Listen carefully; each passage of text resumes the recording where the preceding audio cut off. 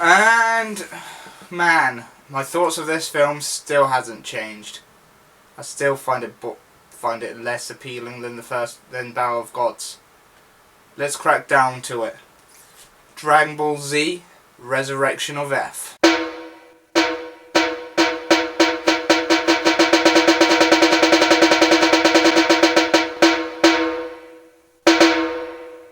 Okay, so I wanted to first off go on that I've seen this film pretty much 3 or 4 times in different media. I saw the first half of the film pretty much done in the manga. That was the preview manga that leads up before the main fight with Golden Frieza and Super Saiyan God, Super Saiyan, or now Super Saiyan Blue, up to that point. And then I watched a handycam recording of the film, the dub. And then I actually saw it and paid money towards the film to see it in cinemas on October when it had that limited run, and then because of its fan demand, it got extended. And I would have done my review then because I wanted to see it again, just see if I can grasp the things, but I couldn't frequently visit the cinema that it was showing, so I held off now. So once I owned the Blu-ray.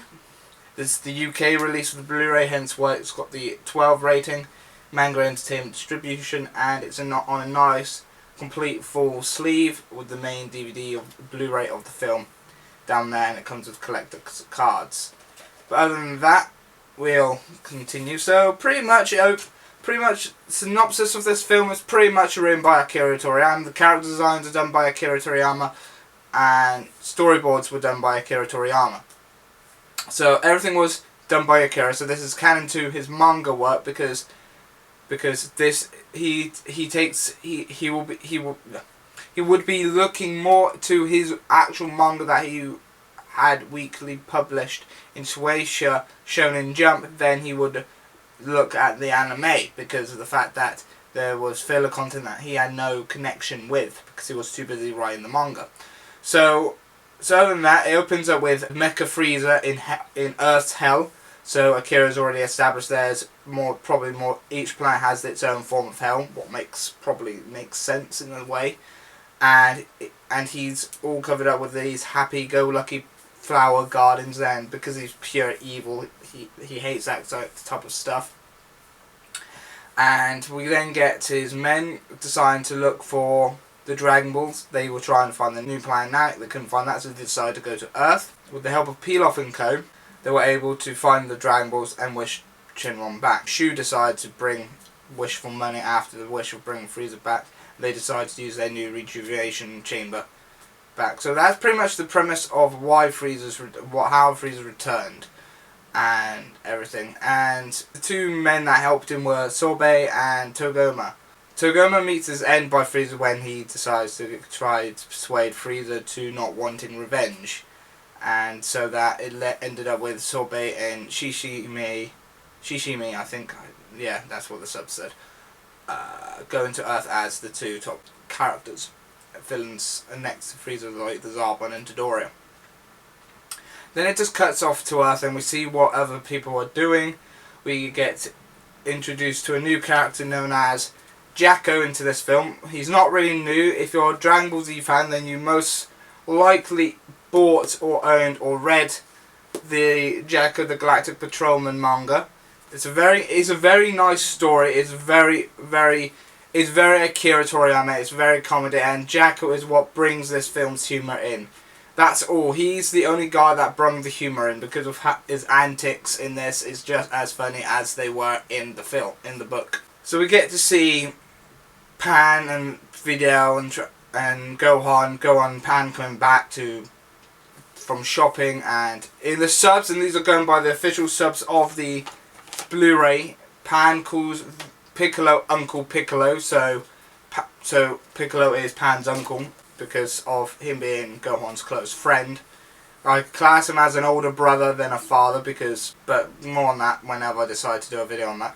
And then we see Jacko come in to just tell Bulma that Frieza's came back to life and he's coming to Earth with 1,000 men and stuff like that. So she rings up Krillin, who has an instrumental version, We Are ringtone. It's fun because Krillin's voice actor shares the same voice actor as Luffy in the Japanese dub of One Piece. And then they all go to the area where Frieza would turn up. Frieza turn up. Men there, we had Tenshin Han, Master Roshi, Krillin, Goku, Krillin, Jacko, Piccolo, all fighting all these men. Thousands of soldiers, and then Goku and Vegeta finally show up. Goku starts fighting Frieza, they turn Super Saiyan God Super Saiyan, and he turns Golden Frieza. Sorbet decides to shoot him. This is where it pretty much mirrors Namek. Instead of death beaming Vegeta in the chest from Frieza, Sorbet decides to use his ring laser to shoot a laser to the chest to Goku. Goku falls down, and it then does a mirror type way of how it was in Namek with Frieza and with Vegeta and Goku, and it mirrors that. And then Vegeta decides to fight Frieza, even though Frieza offered him a higher position. He declined because he said he would feel regret, and then he started pummeling Frieza, and then Frieza lost the power, got his Golden Frieza power, went back to normal. And if you watch carefully in the frames of the film, when he's just powered down, you can see him go from Golden Frieza to maximum power with the big bulky shoulders, and then back to his scrawny self that we see before he goes to his maximum big bulk. So there is a level of transformation, fade and back transition there, and I only glimpsed that on the proper second viewing on my Blu-ray viewing of this film. What I thought was a nice transition, but there is bad gripes I find with the film, and I'll be getting to those after this little bit of synopsis. And then that's pretty much it. Wiz then decides to do a do-over. Goku then finally kills Frieza, stripping Vegeta from victory. There was a training scene back during the whole issue with, the Z5s were fighting Frieza's men, and during the whole peacetime before Frieza showed, Goku and Vegeta were training on Beerus's planet. So we had that nice little scene. But other than that, it was an okay story. It's just a revenge story that rehashed the majority of Frieza's saga of Goku versus Frieza, and pretty much just included some new story arc elements for the main character, post events of Battle of Gods and what they were up to. And that's pretty much it of the new content. And the only thing added new to the whole Frieza conflict is just the revenge. He's been brought back. He wants his revenge on Trunks, but Trunks and Goku, but Trunks is back in his own timeline, and that's pretty much it. And I just felt that this was more drawn to the whole fans that loved the heavy action that Z drew to the memorableness of Z. For me, that let the film down. The whole more action is better syndrome, I'm calling that, let this film down. The comedy on it was alright. It was, like I said, Jacko brought the comedy because his fight scenes were humorous, and I did get a few giggles here and there with him. But other than that, it just literally, to me, it was a letdown. It was just literally geared towards fans that, and this is just my opinion, so if you're going to hate on my opinion, then fine, go do it in the comments section, I won't care.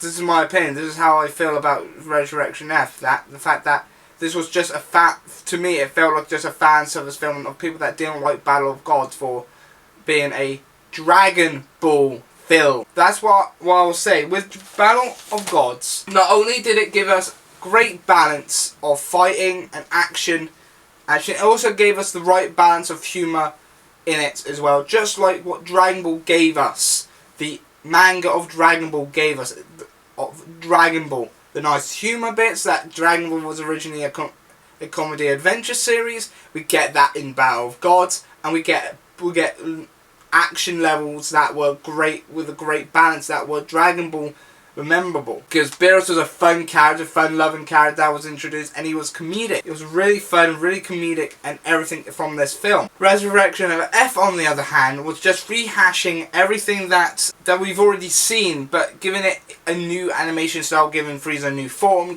it just relied too much on getting people to watch because of there being more action. Majority of this film was more action, and I mean there was more fighting, and that's pretty much it I could say about this. The other bad parts for me as well is cel-shaded CGI in this film.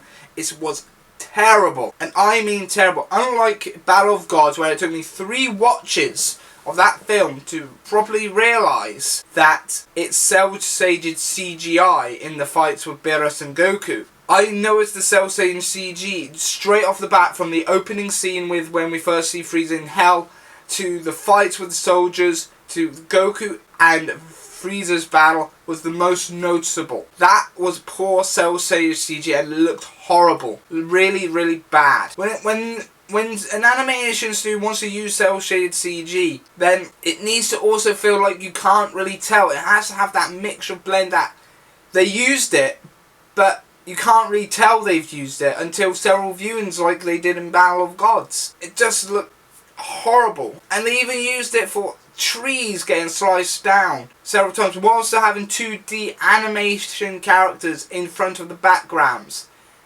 What made it even more horrible. So yeah, so Dragon Ball Z Resurrection of F, I'm going to end it here before I rant on too much, because that's what happened last time when I tried to review this. It's not my favourite film of Dragon Ball as a whole. It's the 15th Dragon Ball Z film, and it's my least favourite, because yet again it fell under the previous Dragon Ball Z films syndrome, where we're going to reuse a story plot but just add something new to it. That's all it was. It was pretty much Namek's Frieza saga again, but set on Earth with the new subplot of revenge into the mix, and that was it, because it was an established character that was already written, and the whole thing was a one-sided fight anyway, so it was a pointless. For me, it was not a very good film. Is it watchable? Yeah, I would probably bang it in again just to watch it here and then when I want to watch a film with action scenes and stuff, action martial arts scenes. But if I want a story-driven film, I will watch Battle of Gods, because I felt the story was so much better in Battle of Gods than it was in Resurrection of F. Hard action fight scenes that brought into this film that really, it was geared towards the fans that remember Z for the heavy action, long ass battles and fight scenes. Literally let this film down and the story down. Other than that, it was an alright movie, but it's not it wasn't a Dragon Ball film for me. So out of the two, if you want to watch a Dragon Ball film that has the right amount of balance of story, a right amount of balance of character and fighting, watch Battle of Gods. It's a better film in my case. But if you are a fan of Dragon Ball Z that remembers the action and remembers it for mainly the fighting and everything because of how long the fightings are, then watch Resurrection F, because you'll get that. But other than that, this has been Kaizo Take a Corner. This has been my review on Dragon Ball Z Resurrection F. See you next time. Bye bye for now.